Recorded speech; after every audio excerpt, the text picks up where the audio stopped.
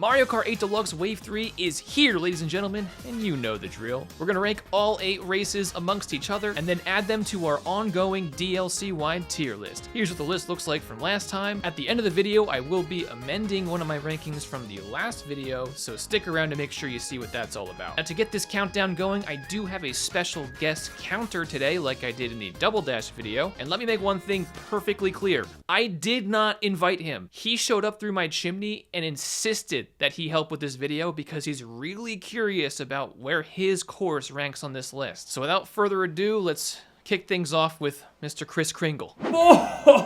Oh, Game Guy, it's an honor to be here with you to help you celebrate Wave 3 of the Mario Kart 8 Booster Course Pass.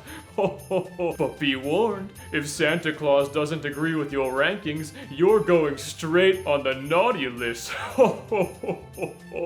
Well, without further ado, Game Guy, let's start things off with number 8. Please don't be Merry Mountain. Please don't be Merry Mountain. Please don't be Merry Mountain. Coming in at number 8, we have Rock Mountain. Oh, unfortunately, every wave has to have a number 8, and this time, Rock Mountain is the unlucky contestant. You can tell that in Mario Kart 7, they used this track to show off the new glider capabilities because you spend more time in the air than you do on the ground. I swear, half of every lap is spent in the glider. If I wanted to fly, I would just play Pilot Wings 64, Star Fox 64, Super Mario 64, Superman 64. I mean, that is fine though. It does offer something a bit different to the Mario Kart 8 Deluxe lineup, but honestly, I don't like spending half the lap in the glider. I like ripping around turns and beaming people with shells. Those elements of the game are a bit subdued here because of how much time you spend in the air. Rock Mountain also loses points on the visuals for me. There's nothing that really stands out here. You drive around the track and it's just kind of bleh.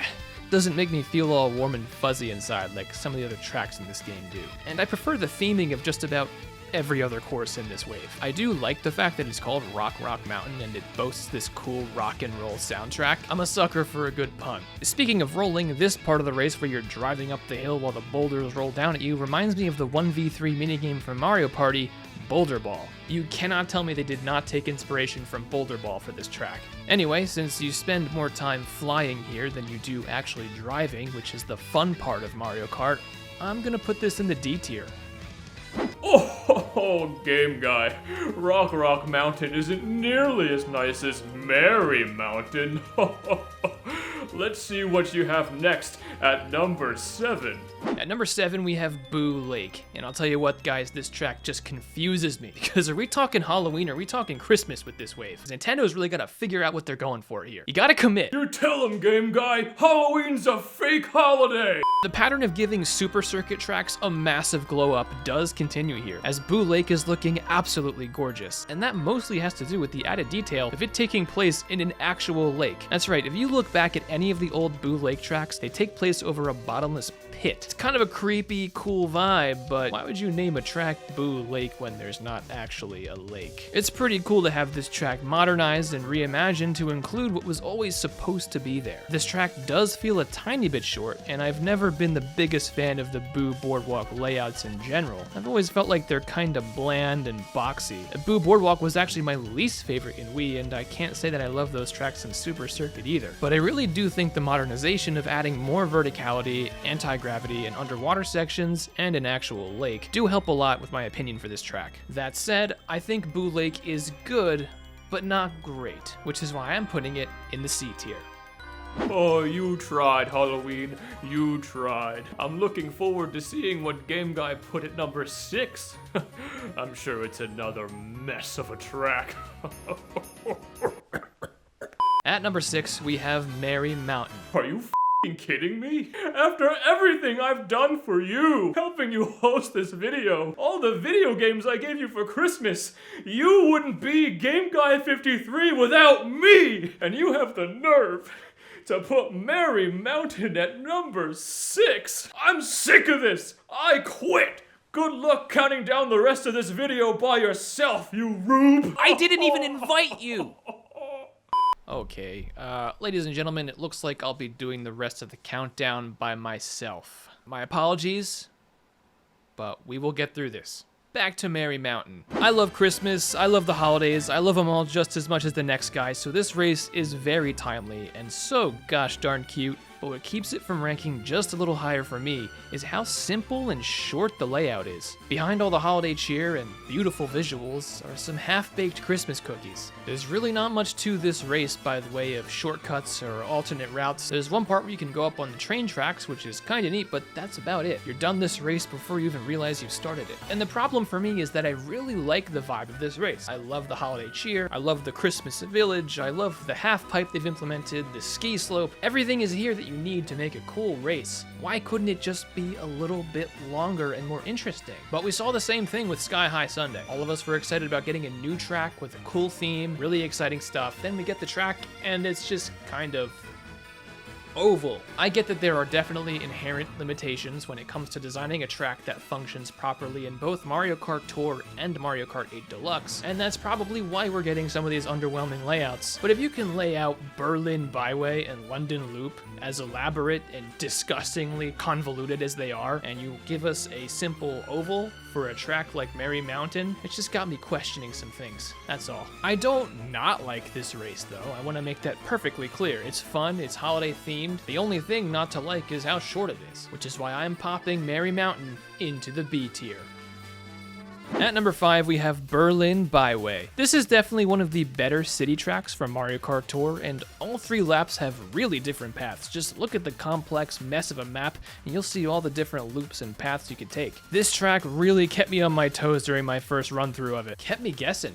Had to test the reflexes a little bit. Of course, with every city track, the coolest part, in my opinion at least, is seeing all the different landmarks from the different cities. The Berlin Wall especially is a really cool section. I especially like how they Mario-fied it by having thwomps that keep smashing their faces into the ground. If you take your time to just drive around the track in time trial mode, you'll see plenty of things that are really neat that you might just whiz on by in the regular racing mode. And sometimes you just have to do that, you know? Just hop on into time trial mode and drive around. Do a little joyride. Take in the vibes. And I think these city tracks are a really cool place to do that because you're pretty much exploring Nintendo's iteration of real-life locations. Anyway, Berlin Byway ends up in the B tier for me. At number 4, we have the other city track, London Loop. This is one of the better city tracks from Tour, and all 3 laps have really different paths. Just look at the complex mess of a map and you'll see all the different loops and paths you could take. This really kept me on my toes during my first run through this track. Kept me guessing. Had to test the reflexes. Unit. Wait a minute. Does all of that sound exactly like what I said for Berlin Byway? Oh right. It is what I said for Berlin Byway. I have to say, my one criticism I have of the city tracks in general is that now that we have a nice chunky selection of them, I feel like they're kind of starting to blend together in my brain. Now that doesn't necessarily mean that I think all the city tracks are bad. Far from it, I think they're great tracks. But if there's anyone out there who feels the same way I do about it, I just want to make sure you feel seen. Make no mistake about it though, London Loop is a very fun track, and just because I feel like the same comments could be made about a bunch of these city tracks doesn't mean there also isn't a lot to love about them. Seeing all the cultural inclusions and landmarks in these city tracks is always a treat. For London Loop in particular, weaving past double-decker buses is the most London thing ever. Another very London thing is the fact that they have chain chomps just hanging around the course. I remember seeing those guys when I went to visit London and being terrified, which is what made the last lap especially scary for me when the chain chomps got let off their leashes and started roaming around the course. Someone should really be on top of that. Overall, it is a fun course, though like I said before, the only thing that distinguishes it from the other city tracks is the fact that it has London stuff in it. London Loop goes straight into the B tier. And coming in at number 3, we have Peach Garden. All right, here we go. Peach Garden. Let's do it, baby. Come on. And, oh!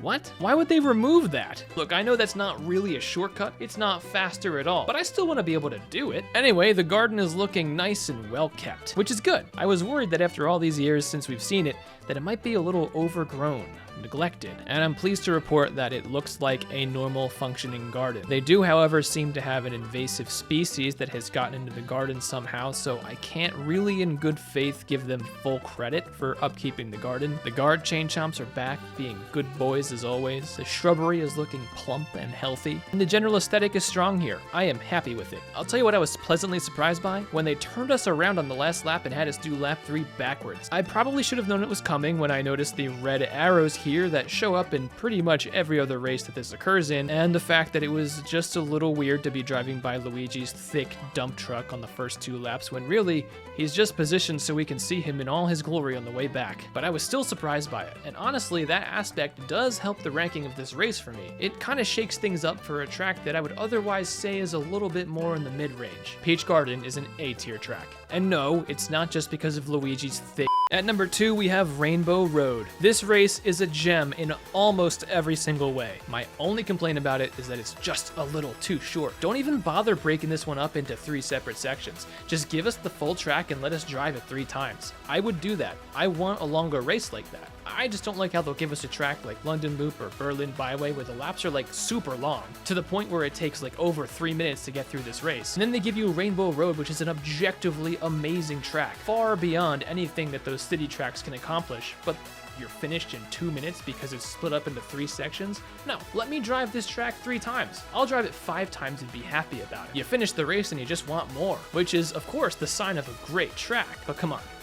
I want to drive this thing over and over again. Anyway, the layout of this course is so good. The jumps, the drifts, everything is just so well constructed, and it's bolstered by the beautiful outer space aesthetic. I love the look of this Rainbow Road. Seeing all the planets and driving across the moon and the Saturn rings, it's a treat. As a matter of fact, I'm just gonna shut up for a second and let you take in the beauty of this course.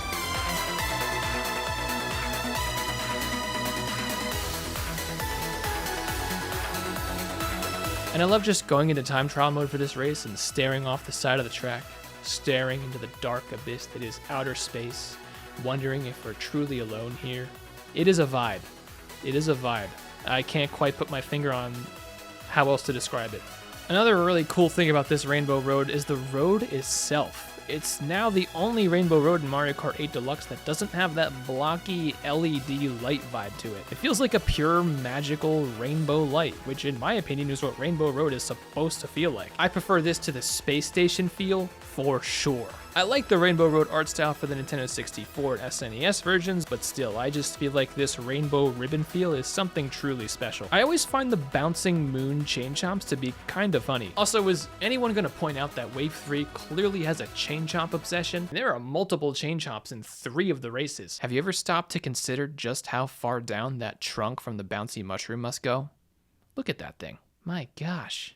Anyway, this is a really awesome addition to Mario Kart 8 Deluxe that's only really hampered by Nintendo's refusal to give us a truly long version of it. Come on, I just want to play this thing over and over again. And I really feel like it was a great choice to anchor out the first half of the Booster Course Pass. The fact that I crossed the finish line yearning for more time on this track speaks to the overall quality of the course, which is why I'm putting it into the S tier.